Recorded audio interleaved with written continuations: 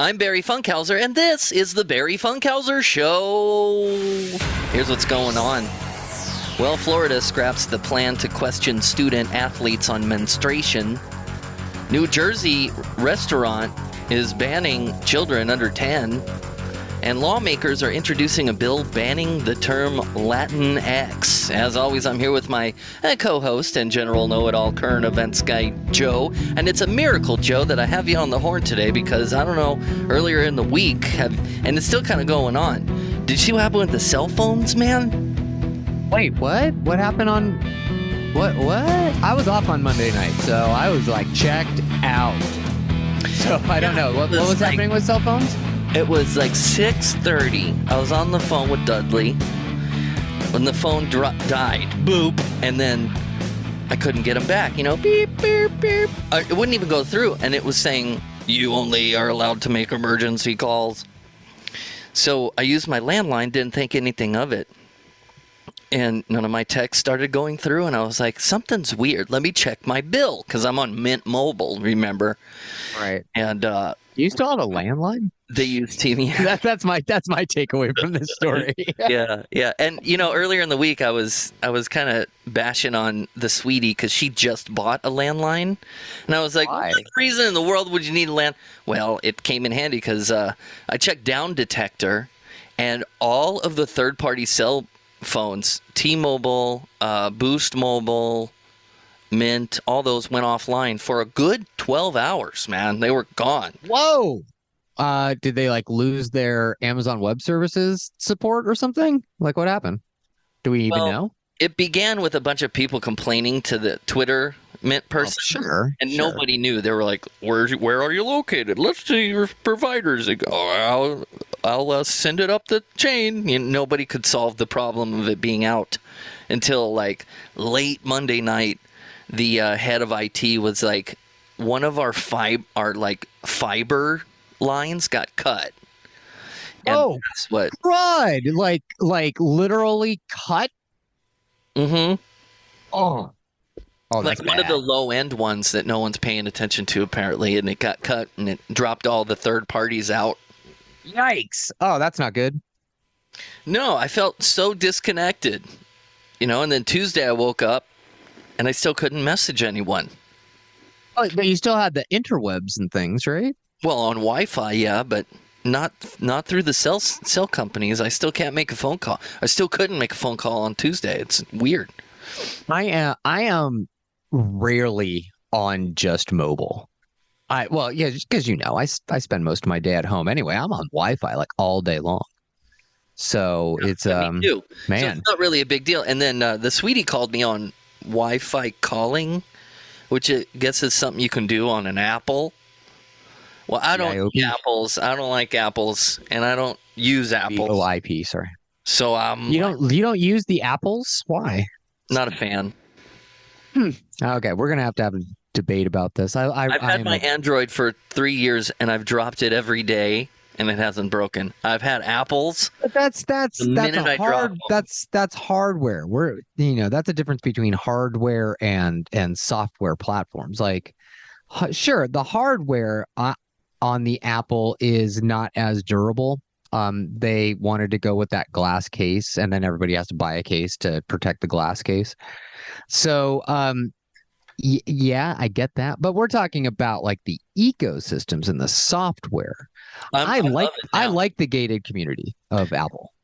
Yeah, I enjoyed it for a decade and then switched, and I've never been happier. Everything's do you feel like you save money doing that, or do you feel as though you have more options when you are using Android, you have more apps to choose from, things like that? It's like learning a new language, but my needs are the same, and I still get my needs fulfilled through my Android cell phone just as it was, but I had to learn how to use my fingers differently, and I just didn't like the options that the Apple Fruit added on. If you need a charger, it's a lot of money, and if you need extra things, and then the phone upgrades but the Android, the OS updates. So if you're good to go, I haven't had to update my phone in 3 years, and that's crazy in the cell phone world. Excuse me? You know that there's been like 10 Android updates in the last 3 years, right? Yeah, but I didn't have to update my phone. I just get the OS and it still works, man. It's like a computer. Oh. You can do that with Apple? Sure, but I not with a cracked face. And you know Well, me. what are you going to do? What are you going to do with a cracked Android face too? It doesn't break. You can get it depends on the phone that you get. What kind of phone do you have? S10 Plus. That is a phone model. Is it a Samsung? Yes. Samsung what? A Samsung Note? A Samsung Galaxy what? Galaxy. A Galaxy S10. Okay. Plus. Don't forget the plus.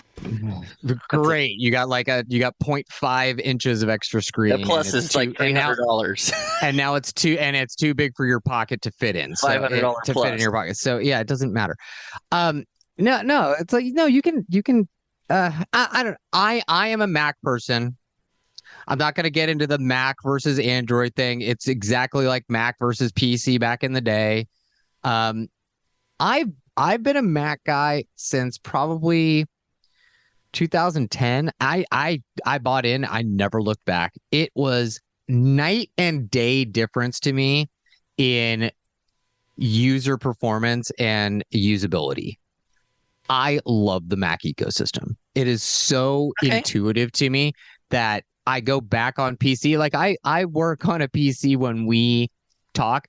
I know the basic functionality of a PC to get me on so we can chat. But PCs are weird to me now. They're like I said, different language. Tomato, potato. No, it is tomato and potato. Those are the only acceptable pronunciations for those words. Thanks. Okay, fine. I am very, very adamant about that. Of course. Very. All right, Tomato, let's get into the news. Okay. The Florida High School Athletic Association's Board of Directors has removed questions about menstruation from participation forms. It's a hot issue. Listen. Nearly 150 outraged emails flooded the Florida High School Athletic Association's inbox this week. That is the proposal from a recommendation from the executive director would be, again, to adopt the national form, removing the questions on the menstrual cycle. The emails were all about 4 questions on the association's health questionnaires about female athletes' menstrual periods. An individual's menstrual history should be a topic of discussion only between themselves and their physician, and maybe their parents if they are a minor. One draft of the forms made the questions mandatory. The most recent draft made them optional. I motion to approve the recommendation by the executive director of the FHSA, Craig Damon, on the changes and updates to the EL2. But after a 14-2 vote during an emergency meeting today, the questions are gone. While a handful of emails were for the questions.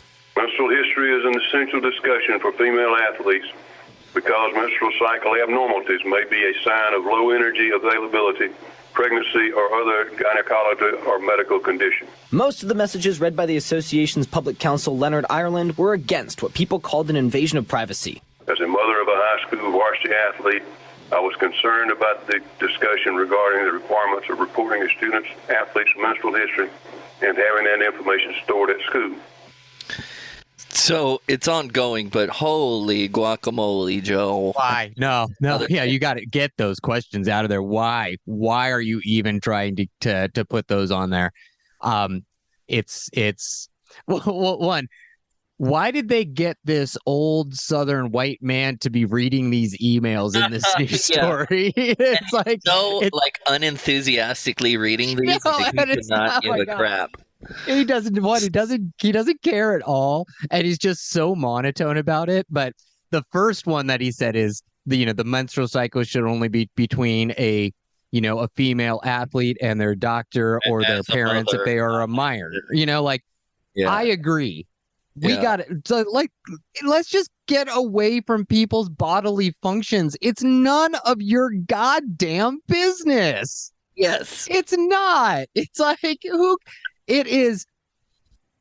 I feel I am decidedly, we are not women, but we are, you and I, we try to do our best to be open-minded and be supportive of the females in our life. We do our best to to try to change, like the hundreds of years of Yeah, man, above and beyond, man. It's Colonel what a good Poseidon, person yeah. does. Above- So it's like, what? But why? Why? This is not no. Like, I don't no. This is so wrong. We should what not does be it doing affect? this. Why would it have gone in there in the first place? Yeah, it doesn't. It's like I said, it's none of your business. It doesn't affect anything. It doesn't affect if this high school girl can play sports or not. Like, who cares if she is menstruating or not? That is not your business. Do you think it's just like an old requirement that was in the 50s? No, I don't think. No, I think that this is something new. I think that this was like not there, and then it was there, and it became a big, big deal because I feel that maybe some of the more conservative Christians in the school board here were kind of like overreaching a little bit. Like, hey, we have some things going on our side. Ron DeSantis is our governor, and he's totally against wokeness. Let's do this. This will get us back to where we need to be, like 1950s and 60s America. Yeah, no, this is dumb. Again, why aren't they're not asking male student athletes about their puberty or about growth spurts or about how much they masturbate? So Not that we know of. It's not on the. not that hey, we haven't heard any outrage about it.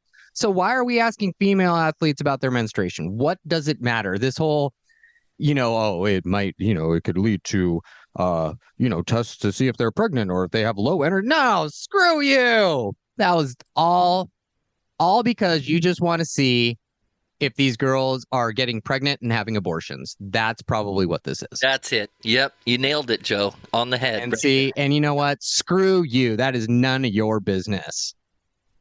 Yeah. All right. Well, today's show's brought to you by Wolf Tracks. Unleash the love. Do a good deed for dogs. Walking with the free Wolf Tracks app helps you earn for your favorite animal charity. Download the Wolf Tracks app, start walking your best friend, and unleash the love for all dogs. I'm giving you a reprieve, Barry. I didn't go running this morning. Like I told you I was going to. I'm still taking it easy on the legs. So did you walk again? Gives me a chance to get ahead again. You were up 6 miles on me, so I just gotta make sure. So you want to know where I'm at now today?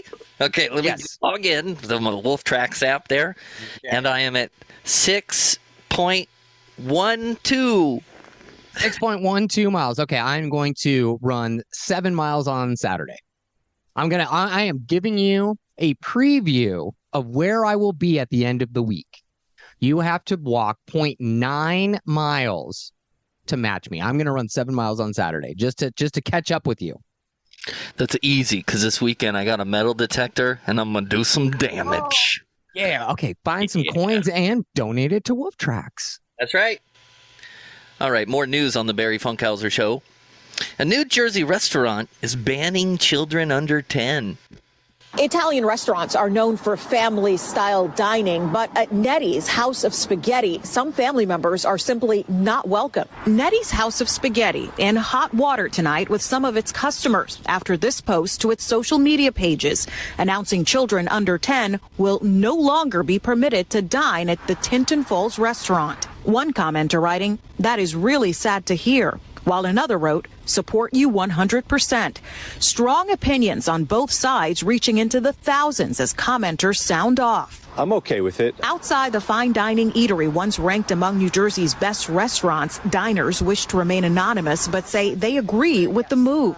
People don't care what their kids do and they just let them run around. I guess they don't want to pay for a babysitter, so they bring them with them. Though no one with Nettie's returned our calls or emails, they explained on their social media posts they love kids, but that they've had it with noise levels, the mess, and the liability of children running around the restaurant. When you have little kids running around, sometimes it's disruptive. Just down the road, kids could be found everywhere in the more casual Attilio's Pizza restaurant. It will definitely challenge me. I probably wouldn't go if I know my kids are not allowed there. Manager Paolo Palumbo has been here for more than 30 years and says he simply can't imagine a restaurant without kids. I would love to see people coming with the family, with the kids, and enjoy. Some say the move by Nettie's now offers diners here more options, kid-friendly or kid-free. Kid-free. What do you think, Joe? I don't know. I keep going back and forth. I'm all for kid-free places. You know that. Because I am also a patron at this restaurant, and I am also paying to have a nice meal at this restaurant. My meal is completely disturbed and not made fun and nice or worth the expense when I have children running around and causing a ruckus. It really is true. It completely takes away from my dining experience. So none of them at all, not just a section where they're not allowed. None of them at all. Just everybody. Who's going to enforce who's going to enforce sections? Who enforces that? Kids don't understand sections. They're not going to be like, oh, there's an invisible line here that I can't cross. No, they're just going to run around. I have literally had children come up to my table and take food from my table, and the parents don't care and don't do anything. And that's the major problem. Like kids or parents don't discipline their children anymore. They're kids. They'll just be kids and do what they want. No, your kids are disturbing my peace of mind and my time too. It's like you have to be respectful of the other people around you. It would be the same thing if, like, let's say I go to this Italian restaurant and I sit down and I start behaving like a child. I get up and I'm loud and I'm talking, I'm laughing all over the place. I'm going over to everybody's table. I'm sampling their stuff, taking their wine, pulling their napkins off their table, running around in the restaurant. What do you think would happen to an adult? They'd get thrown out. You get the 5-0 called on you.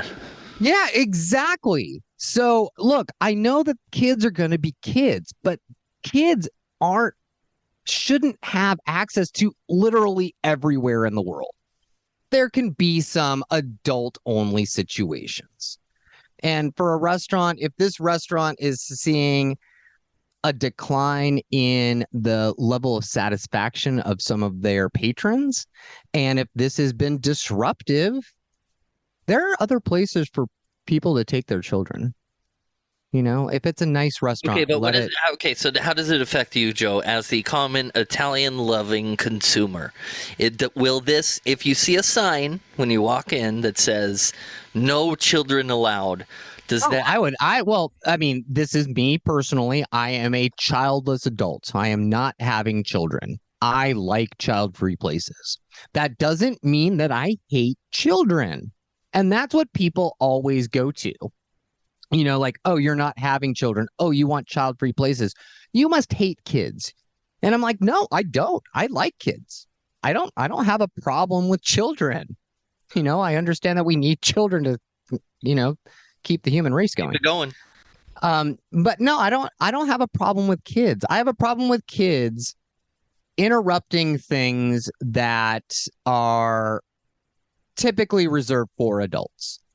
I have the same problem with people bringing their children to like plays or like outrageous at Macbeth. You bring an 8-year-old. Oh man, we went to a fantastic play. What was it? Who's Afraid of Virginia Woolf? We saw Who's Afraid of Virginia Woolf with Zachary Quinto and Callista Flockhart. We saw them over in Westwood, right? We saw a matinee show. It was wonderful. It was a wonderful performance. However, someone decided that they wanted to bring their troupe of 5, 6, and 7-year-old kids to this play. It's a 3-hour performance. It's a play. These are kids brought up in the digital world. You think they're going to sit still and be quiet for a 3-hour play that is all just drama and like there's no action in it at all? Like, no. Halfway through the first act, these kids were like talking at normal levels, like, Mom, when is this going to be over?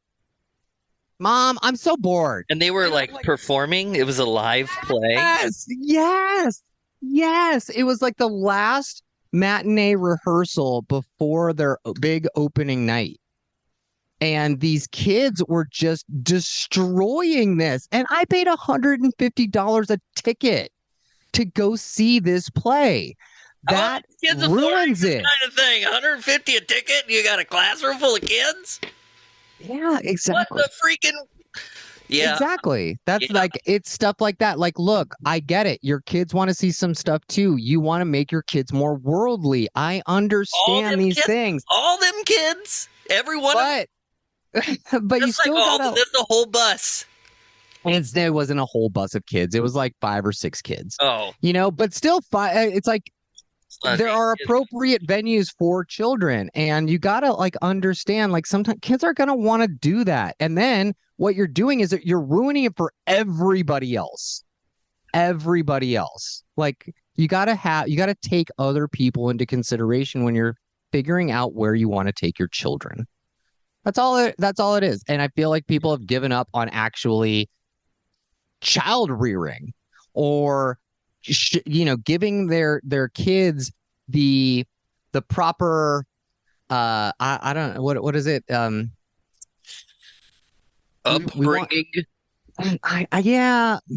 Upbringing. Here's what I want to do. I want to start a petition here right now to ban children from Disneyland. Let's make it happen. No. Disneyland is made for one night only. I was always up for an adults only Disney day. However, I feel like it would be impossible to get tickets because everyone would want to do it. Like, can you imagine how awesome Disneyland would be without kids just for a day? If it's just all adults and they just sold alcohol everywhere, there'd be fights all over the place. It should be open 24 hours and then overnight. Freaking down. Adults only. Fantasyland. You know what I don't know if they still do it. Do they still do the overnights? You remember back when I was in high school, probably when you were in high school too, they would have the senior nights and they would have the park grad open. Night, dude, the Aqua. Yeah, grad night. Grad night was awesome. I did grad night. Yeah, the Aqua. Did you do grad night? Mm-hmm. The Alphabets played yours? The Aquabats. Oh, the Aquabats. Oh, the Aquabats played yours? That's wow. Darn right. And there was nobody wanted to, everybody was riding rides. So I was in, dude, it was like the highlight, man. And there was like, where did they play at? In that center food court area in the Spaceland junk. Oh, you know what? The one where they have like the Star Wars Academy now. Yeah, nearby that big old ball. The Lightsaber Academy. It's like right in front of Space Mountain. It's funny. You're talking about all the attractions, and I'm like the water feature next to the restaurant. It's it's right in front of Nemo's Adventure. Across the courtyard is Space Mountain, and then behind it is Star Tours. I know Disneyland like the back of my hand. I've been there so many times. But yeah, no, I loved it. Yeah, we can start a petition for a 1-day adults only Disney adventure. I think people would probably dig that a lot. Yeah. A lot. And again, I don't hate kids. I would do it like the 21st of every month to the end of the month. No, Disney would never do that. At night. Never do that. Only at night. Come on. Well, it only works. They only do grad nights when they know that they're not going to have great. What? I only need like 3 hours. Just be open till the bars close. We're good to go. They close at like 9, 10 o'clock. You know what? Honestly, I don't think that's going to happen. Oh, Disneyland after 10 p.m. after the families have left, though, it is the best time. Yeah. I completely agree. It's like after, you get like the last big parade in Disneyland, not California Adventure. They have the big water show over there that starts. I think the last water show starts after the last. Okay, so the fireworks go off every night at Disneyland at 9:35. That's been happening for 50 years. I know because I grew up in Fullerton and I could set my clock every day at 9:35 p.m. when I heard that first firework go off. Could you see them from your house? I couldn't see them from my house. We could hear them faintly. But most weekends, especially during the summer, on like Sunday night, we would do this thing. My parents did this great thing for us. It was stupid cheap too. I don't know why more parents didn't do this. Sunday night, we would watch the Wonderful World of Disney on ABC. And then that would get over at 9 p.m. We would all be in our PJs, all have, taken baths, gotten in our PJs. At 9 p.m., we all piled into the station wagon. We would quickly go over to the AM PM. Everyone would get a soft serve ice cream. Then we would drive 10 miles over to Disneyland. We get there at around 9:25, 9:30-ish, right? So we had 5 minutes. We would park in the hotel right behind the back lot of Disneyland. That's where they fire off the fireworks. I can't remember what the hotel was then. I think it's a Sheraton now. It's the one that looks like a castle. That hotel that's over on the backside of Disneyland. We would park in that parking lot. We would get up and lay on the hood of the car, or we would open the back of the station wagon and we would just lay there. And we would seriously look up at the sky and watch the fireworks and eat our soft serve ice cream. It was literally, it was the best time. Every single time we would do it. And it cost my parents roughly about $7. Nice. Good old days. Yeah, soft serve ice cream was like 50 cents, some gas, a little time. And so then we would watch the fireworks. The fireworks would get over at 9:50 on the dot every single time, every single day. We'd pile back into the car. Most of us would be asleep by the time we got home. My parents loved it, So that after that firework display and after that last the last parade in Disneyland is right before the fireworks. After the fireworks, Disneyland clears out. It becomes like a serious ghost town, and it's awesome. It is the funnest time to be at Disneyland from 10 until 1. The park closes at midnight. They start from the back of the park, and they have all the ushers just moving people to the front. So then you could spend that last hour of your day from midnight until 1 on Main Street, doing all your shopping, getting some candies, chatting up some people, getting a late night coffee, listening to someone on the piano over at Carnation Square. Man, good times. Good times. Okay, I gotta stop reminiscing about Disneyland. Yes. We're way off topic here. We're all about no kids, and you're making me want to be a kid again. Sheesh. See, that's the other thing. It's I love being a kid, being able to act like a kid every now and then, without a care in the world, running on the beach, just nothing's happening. I really do feel like that is a prescription that every adult should take every now and then. Just go be a kid, go fly a kite, go buy a slip and slide, and just go have some stupid fun for a little bit. We got to remember that being playful keeps us young. Joe, I'm agree with that one too. I'm gonna have to. You should. It's a very smart thing that I didn't say. That's right. I'm paraphrasing from somebody else. So plagiarism is my favorite thing on the All right, more news. There is a growing debate in the Hispanic and Latino communities about using the term Latinx as a gender-neutral identifier. Listen. We've been talking about this for years. I've heard former Representative Vargas speaking about this at length. I hear Representative Minnie Gonzalez speaking about this at length. It's the day has come. Representative Geraldo Reyes, along with 4 other Hispanic Democrats, introduced a bill last month in Connecticut to ban the term Latinx from the state's official language. Let's eliminate it from government and higher educational levels. The move comes after Governor Huckabee of Arkansas banned it on her first day in office. Representative Reyes says the term is often misused. People that are not even Hispanic at all come and just throw the term Latinx around because they sound woke or they sound like they want to be hip. According to a survey in 2019, 76% of Latino adults had not heard of the term Latinx, and only 3% used it. The Spanish language is over 1,500 years old. It's a beautiful language.